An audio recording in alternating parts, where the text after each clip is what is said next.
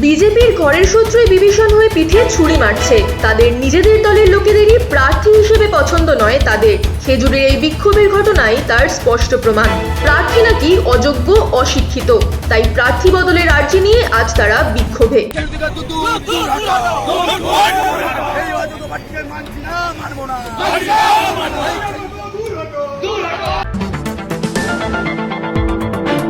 একই রকম ঘটনা দেখা গেল বালি বিধানসভা কেন্দ্রেও।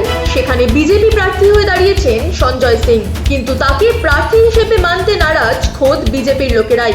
প্রার্থী শুধু মনের মতো নয় বললেও ভুল হবে। এই প্রার্থী হচ্ছে প্রথম অশিক্ষিত, 2 নম্বর হচ্ছে অযোগ্য এবং অস্বচ্ছতা। উনি আমাদের দিলীপ ঘোষের হাত ধরে সিপিএম থেকে এসছেন।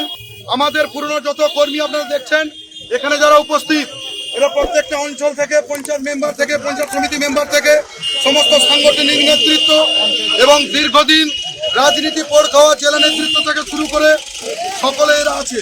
অবিলম্বে এই অশিক্ষিত, অযোগ্য, এই অস্বচ্ছতা ভাবমূর্তির এই সুব্রত বাইককে যদি আমরা খেজুরিবাসী কোনোদিন মেনে নেব না।